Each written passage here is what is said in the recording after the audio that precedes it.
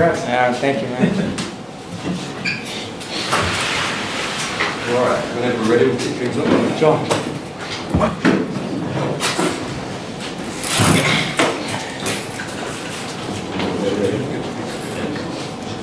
Show before the ring. Arnold, firstly, just assess the performance tonight. There's a lot to talk about you against Southpaws, 2 fights ago, Sean McConnell. Just talk about how you felt in there tonight, the performance overall. Oh man, I think it was damn. I think I think it was flawless, man. Honestly, I didn't think the scorecards were that close, but understand that I'm in his territory.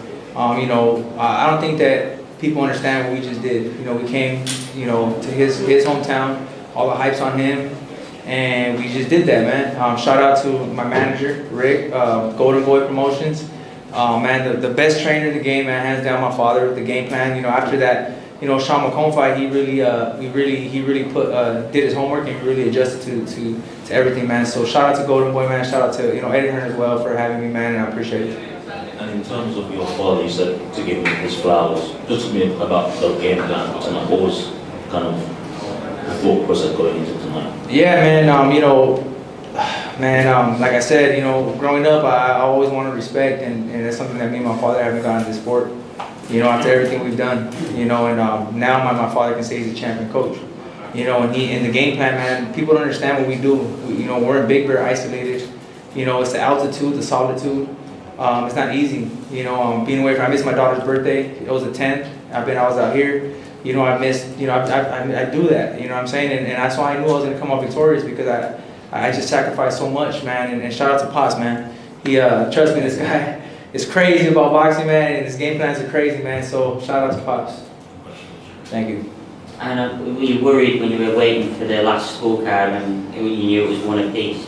Yeah, man, I was fucking worried. I was like, dang, man, you can't take this from me, man, because I just felt so good. I didn't feel him land anything significant, like nothing, like I didn't feel no disrespect. I just didn't feel nothing that they gave me worried about. And I'm so glad that the referee seen that it wasn't a knockdown. He hit me in maybe touched me in my body, but it was a trip. So man, look, shout out to Jack Catterall, man, one heck of a fighter. Shout out to Manchester, man. You guys are amazing out here. The crowd was electric. What's next? I've seen you tweeting about Teofimo Lopez saying he's ducking. How likely is it that you can get that fight? I mean, it looks like he's 1 week he's doing something, then the next week he's doing something else.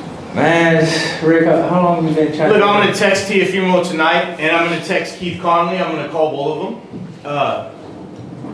I'm going to text Teofimo tonight when we get in the car. I'm going to call his manager, Keith Conley, who I know is a good guy. And then I'm going to be in Saudi next week for Virgil Ortiz's fight, so I'm going to tell Turkey face to face, let's put this fight on in Alcatraz. All this Alcatraz talk, well, that WBO belt has been in Alcatraz for 3 years. So it's only fitting that Arnold fights Teofimo at Alcatraz like they're talking about, but we're not going to waste any time. We'll know by Monday morning. Yeah, I've been number one in the WBO for 2 years. He's been able to pick whoever he's wanted, for the past 2 years, and he's picked guys that have 7 losses. He hasn't fought anybody in the top 1 or 2. I don't think he would have fought me or Jack. I think he vacates the belt. We were with Top Rank, the same promoter, for about 2 years, 3 years, and he didn't want to take the fight. Is there any chance of if that fight doesn't happen to rematch Jack? Would that be a fight you'd look at? No, man. There's no reason to come back out here and fight him unless he gets a belt or something. Because we're on to the next level, man. We're on to something else. You know what I mean? There's no reason to fight him again. Not now. Matt Lennon for Boxing Social. Arnold, that performance was night and day in comparison to the Sean McComb fight. What's changed for you? Because it seems to be completely different. Totally different fighters. I mean, you got to give credit to Sean McComb. He went and put up a hell of a good performance. Tall, lanky, great boxer. A lot of people don't want to fight him. That's the reason they don't want to fight him. But I mean, like I said, we never turned down any opponents, and we just move on to the next guy. Arnold, if you can't get Teofimo Lopez next, what is next for you? Is it just beating the best fights? You look obviously to unify. If you can't get that fight, what is the next option? Well, I'm definitely going to be looking to unify and get the biggest fights, but I know this this psychopathic, bald-headed maniac right here next to me, to the right, is gonna find something big. Trust me, man. You see Ramirez is fighting Haney, you know. So it's something big's coming next, man. We don't know what it is yet. We gotta wait for Teofimo Lopez, you know, to see what he wants to do, and we'll see what happens. Regan Slowmaker, Notjustboxing. Arnold, I mean, how does it feel to get such a big away win as well? You didn't do this back at home, you done this in Manchester away. It must be a nice feeling. Man, it's the best feeling in the, like, you know, other than getting baptized, my kids being born is probably this next best feeling. You know, this is amazing, man. You know, we train very hard for this. This is like, you know, I remember, you know, coming up, you know, in the ranks and seeing fighters come out here and getting booed and like, you know, and fighting out here, and I'm like, man, I want to fight out there one day. You know, I want to fight someone from that. I want to feel that energy. I want to get booed. You know, like it'll turn me on. You know what I mean? Like, so that's what it was today. When I walked in the ring, when I heard those boos when they announced my name to walk out, you guys don't even imagine the feeling. I was just full of adrenaline, man. It was amazing. Look, nights like this restore faith in the sport of boxing. You know, the stage was set for all of us to see in a close fight, it go this way, that way. When their feet got tangled up in the middle of this fight and it looked like a knockdown, and that ref did what was right, my faith in this sport was renewed. That's all I can tell you. And to put it in another perspective, he quit his job, his union job in LA, and he chased his dream with a family, everything else, and from that point had the hardest road you can imagine. And look, I'm an aggressive manager to a fault at some points, and I went at it with Top Rank for a number of years, just trying to secure his opportunity. Now I love Top Rank; they're like family to me, a dysfunctional family, we all are, but we could not get an opportunity. Teofimo 3 times, Regis Prograis and Arnold had a contract to fight, but then he went to Matchroom at the last second. We couldn't secure the opportunity, and some of it wasn't their fault, but in life all we ever need is an opportunity. And these kind of stories and these endings, this is what makes boxing great. This is what we love, and that's why it's so special. Definitely, Jack's been on a run of Jorge Linares, Josh Taylor and Regis Prograis. I mean, many considered him the number one in the division. Would you now consider yourselves the number one in the division? Well, he never faced Arnold Barboza Jr. until today. You know what I'm saying? I told him it was different. Like everyone, you know, everybody, they say the same things, man. When they get in there, before the fight, oh, this and that. But then they get in the ring and they're like, oh, something different.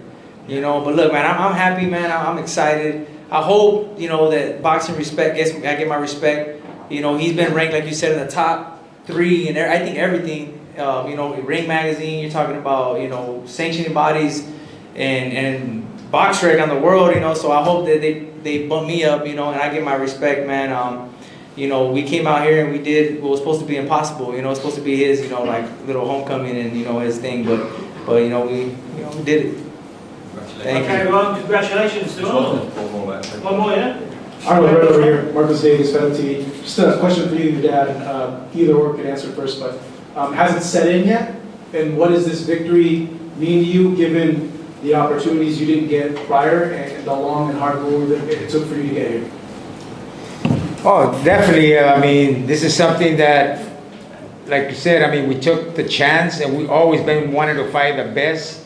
Unfortunately, this will now puts Lopez where he can't run, he can't hide. He definitely has to fight us now, 100% positive, or move up. I mean, this is something that we've been waiting, like Rick mentioned. He passed on us 3 different times when he was with Top Rank, we were with Top Rank. And, I mean, that's the reason we left Top Rank, because, I mean, they couldn't provide the fight. It's not their fault. But this is definitely puts us, that's the reason we took this fight, because this will put his back against the wall. And Marco, let me tell you something, because this is very interesting. Arnold didn't have to fight Jack. Arnold could have made the same amount of money fighting a guy 10 times less risky. And his answer to me was, don't even say that again to me. I want that fight. So it makes it even more special, you know, from that standpoint, because like you said, Jack was the guy right now. And this fight with 10,000 people and a well-promoted fight from Matchroom and the environment, it just doesn't get any better. Yeah, you know, I remember, you know, when Rick said, he's like, hey, you know, you can fight at home in LA, main event, the same day, same amount of money, you know, with this guy, you know, and I was like, bro, like we gotta go to the UK, you know, and you know, and Oscar said, hey, that's where people, like, champions become great, you know, to go take that risk and do that. So we did it. You know, I'm very confident. Like, that's why, you know, when people were saying, oh, I sold out, well, bro, it didn't sell out. You know what I'm saying? Like, I'm here because I believe in myself. I'm here because of the training that we do. If you guys see the training camp that we have, man, we're in a cabin with like 7 guys just having fun. You know what I mean? And it's all work. You know what I'm saying? It's work fun, man. And man, you know, shout out to the team, man, everybody, man. You know, shout out to Kadosh Recovery, man, to Chef Tunes, my sparring partners, man, Brian Samaripa, you know, and Daniel, man. Shout out to you know, Jose De La Torre, man, Jesus Lopez, Don Chuy, my mentors, man. Shout out to the whole squad, man, because you know what, man, they all contributed. If you sum them up in one word, Marco, and you describe the fighter, because we all can pick a fighter and pick a word. Discipline is Arnold Barboza, in and out of the ring. And I've got 18 different fighters. I've worked with many people, many scenarios. He's one of the most disciplined people in and out of the ring I've ever seen. Doesn't drink, doesn't smoke, doesn't party, doesn't go out. He lives in the gym year round. It's a rare thing nowadays with what we all see in the sport. And today he was rewarded for that. And then it's funny because after my last fight, my dad's like, take 2 weeks off. I was like, nah, bro, I'm taking a week off. We're fighting for time off, and he's like, well, just take a week, then and come back. I was all right. I'll take a week off, you know. But I still that week off, man. I'm still in the treadmill running, you know. I wake up at 5:30 in the morning every day, and this guy's calling me. I know he's up, you know what I mean. So we have our conversations in the morning, man. 5:30 in the morning, like some crazy. Yeah, he's up. He really is up around 5 a.m. every day. I get up at like 4:30 and work because you deal with people all over the world, and the time zones are different. But he's up every single day. And look, when you look at a champion and what a champion has to go through and who they are and what they are, the fact that, to me, a champion is defined by what he doesn't do right and if he can correct it. That's a champion. And when his dad put together these game plans and comes back, and Arnold makes the adjustments and does it, corrects the mistakes, that's what a champion is. That's the definition of a champion to me. And I think he showed that tonight.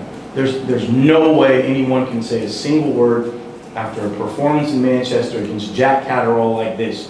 There's nothing you can say. And also, you know, one thing that I got from Don Chuy and you know, Jesus and you know and a former unified champion, Danny Roman, was I remember he told me when he was champion, he's like, hey bro, like, you know, it was hard to become champion, but it's even harder to keep it. You know, he's all because you gotta, you know, you gotta think about it. Your next fight is gonna be someone that's working just as hard like you were working to get the belt. You know, so that stuck in my mind. We're gonna continue working. We're gonna train harder than ever. Ready for the next one. But there's one exception to that. Teofimo hasn't fought in 6 years, so I don't think he's working that hard right now, and I love him. So we'd love him to come out of hiding in retirement and meet us at Alcatraz. I'll buy him a ticket to the island. I'll pay for it. But we need to see Teofimo at Alcatraz. We do. And we had to put him back against the wall, literally. So we'll see what happens. He might not leave Alcatraz, guys. Teofimo may be stuck there the rest of his life after this next fight, I'm telling you. Thank you guys, I appreciate you. Thanks everyone. Thank you guys.